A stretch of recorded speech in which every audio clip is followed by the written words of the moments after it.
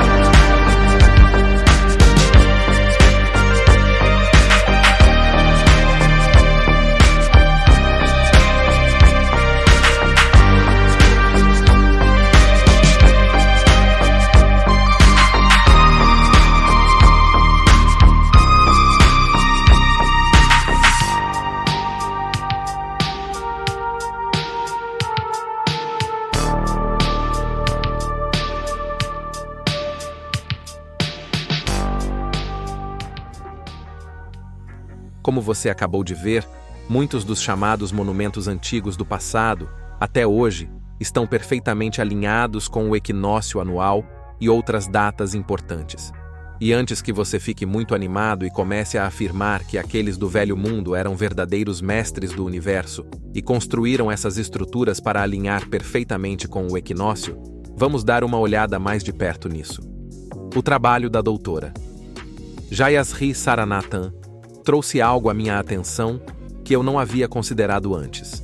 O calendário gregoriano foi estabelecido há 439 anos, em 1582, aproximadamente na mesma época em que os astrônomos começaram a fazer buracos nas catedrais.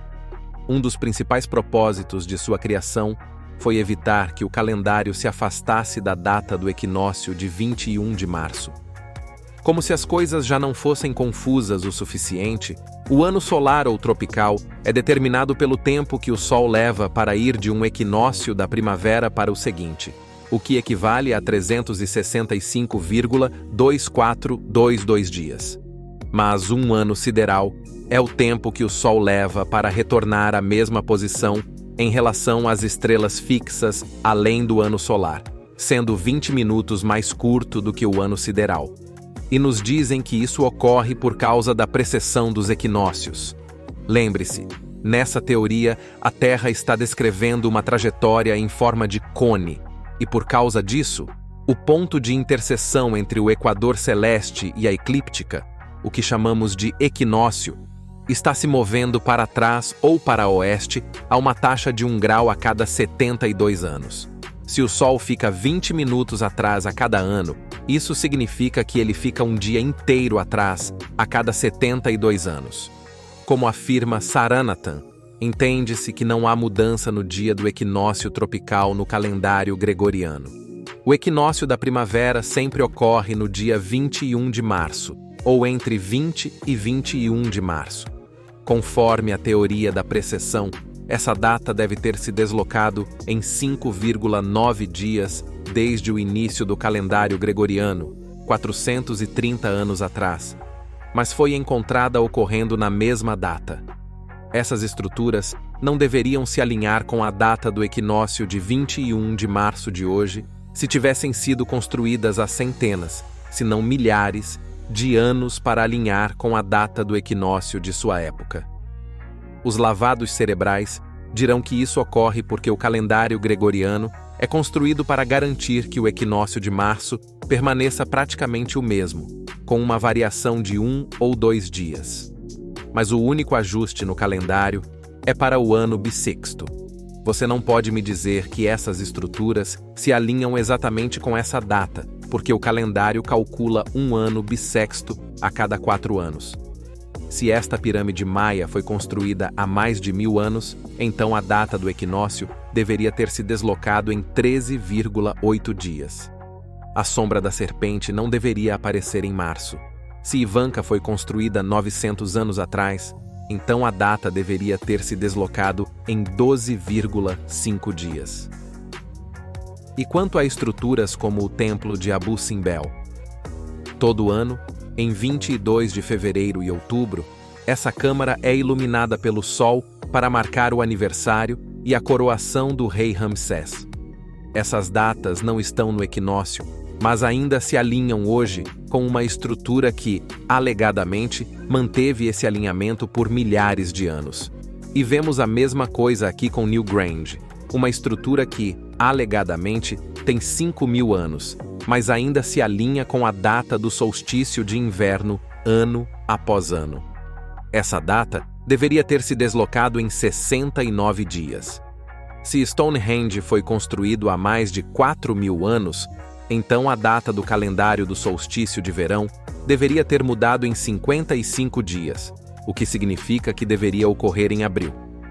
Pensar que esses alinhamentos são todos obra do calendário gregoriano é absurdo. Não. A única explicação razoável para isso é que a Terra e o Sol estão ligados em seu alinhamento e que há uma completa ausência de precessão ou movimento em relação à Terra. E realmente é maravilhoso quando nossos dois principais oponentes, ou seja, a história e o heliocentrismo, entram em um impasse sem vergonha. O Sr. Tyson e o Sr. Cox querem que você acredite que não apenas nosso reino é uma massa esférica que orbita um sol gigantesco, que está imóvel a milhões de milhas de distância, mas também querem que você acredite que essa massa esférica está inclinada em seus eixos, oscilando e precessando, enquanto nenhum dos nossos sentidos percebe esse movimento. E tanto as antigas estruturas do passado, quanto o calendário gregoriano, provam que não há precessão axial. Elas provam que a Terra e o Sol estão ligados em seu alinhamento, e que é o Sol que está se movendo em relação às estrelas fixas além. E então, você tem os pseudo-arqueólogos e pseudo-historiadores, como John Major Jenkins e Graham Hancock, tentando fazer o controle de danos. Se a Grande Pirâmide e Angkor Wat têm alinhamentos astronômicos, então, de acordo com Hancock, isso significa que devem ter sido construídos há mais de 20.000 anos para alinhar com a precessão da Terra. John Major Jenkins declarou que algumas dessas estruturas e seus alinhamentos astronômicos significam que foram construídas como um relógio de precessão com seu alarme marcado para o século XXI. Sim, claro, é uma das declarações mais ridículas já feitas. A Terra não está se movendo. São os luminares que se movem. E aí está.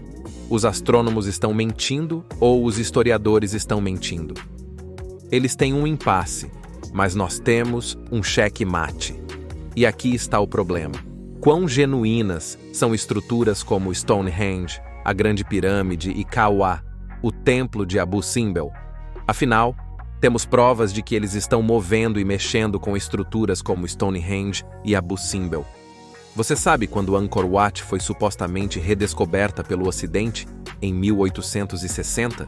Por que precisava ser redescoberta? Você sabia que Angkor Wat foi perfeitamente replicada para as feiras mundiais coloniais em Marsella e Paris no início do século XX, apenas 60 anos após sua redescoberta?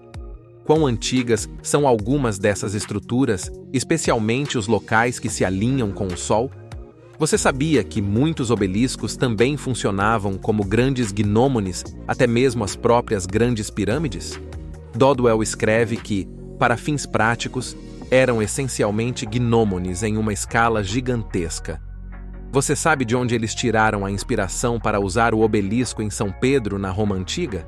Segundo a lenda, Augusto ergueu um obelisco que roubou do Egito e o usou como um enorme relógio de sol para expressar seu poder e glória. Nada resta do grande relógio de sol de Augusto hoje, exceto o obelisco, agora movido de sua localização original. Você sabe quantas dessas estruturas foram movidas, alteradas, quebradas, redesenhadas e reutilizadas? Você já fez um tour pelas catedrais da Europa e contou todos os instrumentos que elas contêm, que registram o movimento do Sol? Por quê? E para quê? Por que tantas cidades ao redor do mundo apresentam obeliscos gigantes? E sei o que você vai dizer. É porque aqueles do Velho Mundo eram os verdadeiros mestres do universo e construíram todas as suas estruturas de acordo com os luminares. Novamente, é um pensamento interessante, mas não. Muitos de nós caímos na armadilha de subestimar o reaproveitamento. Vamos recapitular brevemente e ver o que temos até agora. 1. Nosso Sol não mantém o tempo organizado como nossos relógios, e isso se deve principalmente à obliquidade de seu caminho anual. 2.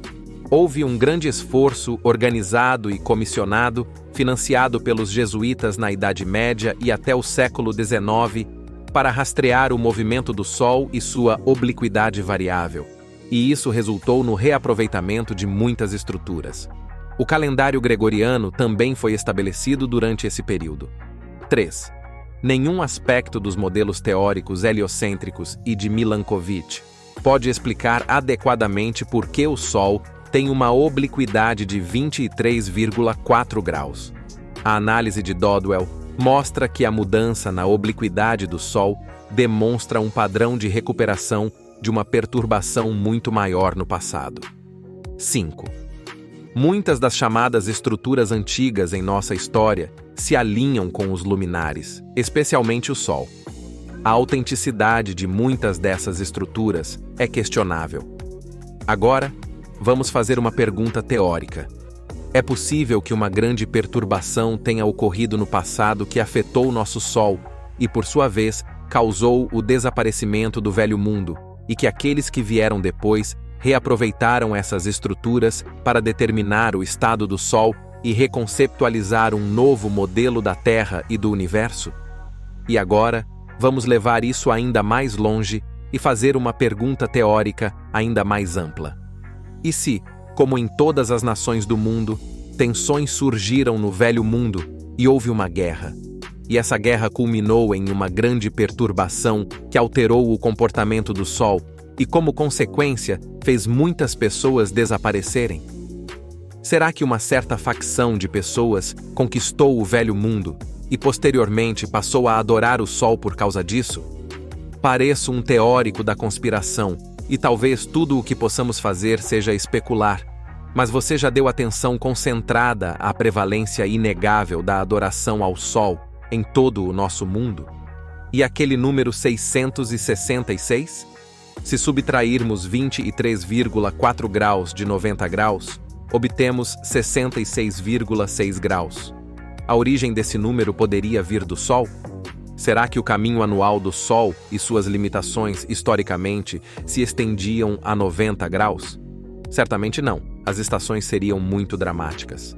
Mas e se o reino for maior do que conhecemos? O que são os polos, afinal? E quem adora o Sol? O que é luz?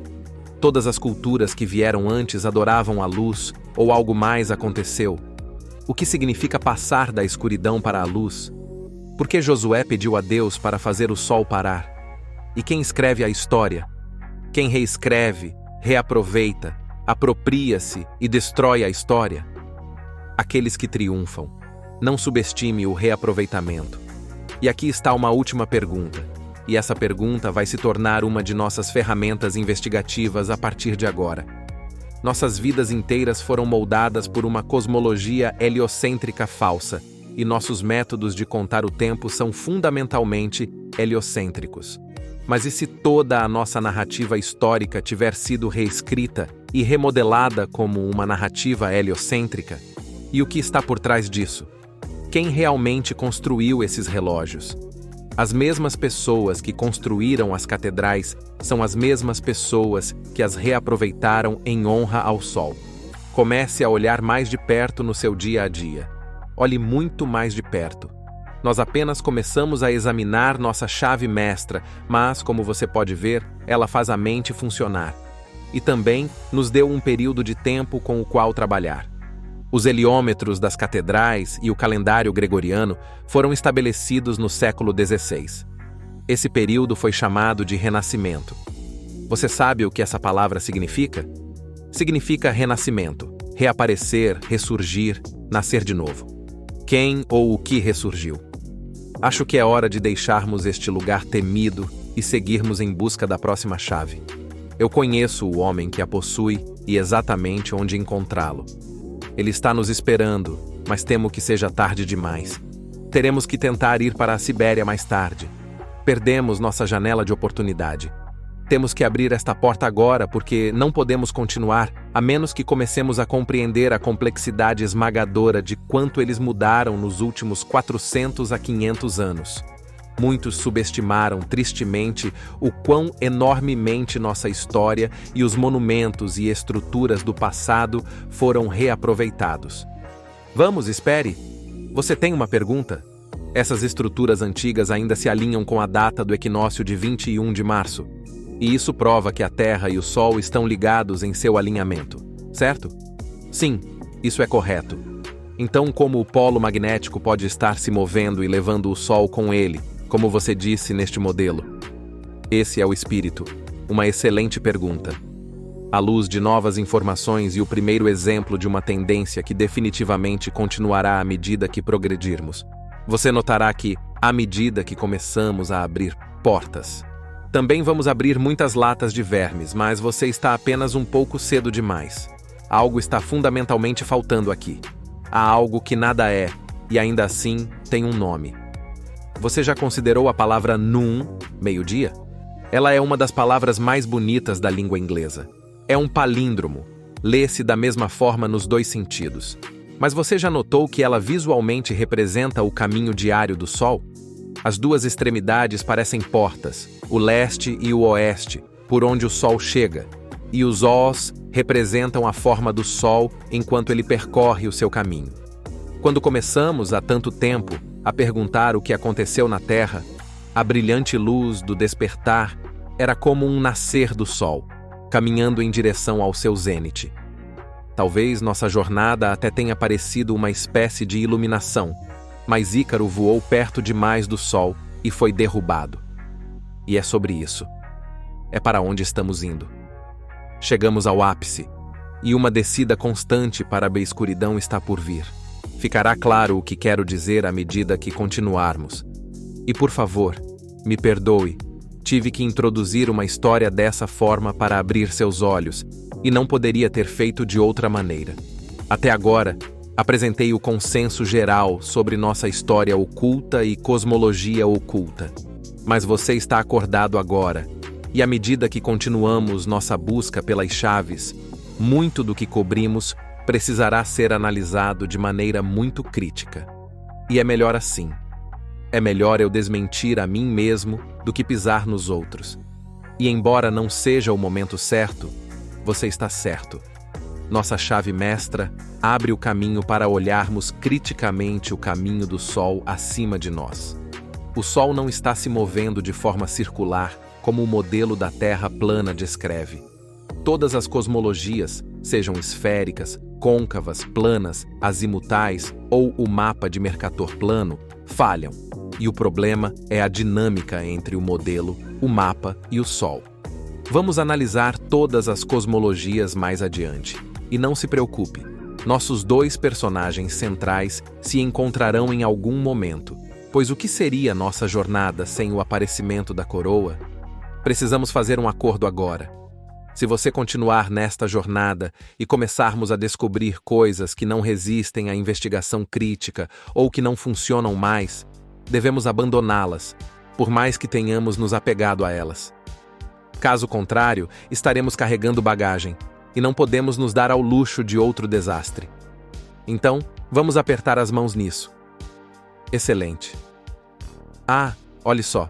Nosso veículo está consertado. Podemos finalmente continuar a jornada. Vamos em frente. É hora de abrir esta porta de uma vez por todas e já estamos atrasados para um compromisso muito importante. Vamos apenas torcer para que nosso homem ainda esteja lá, esperando para nos dar a chave.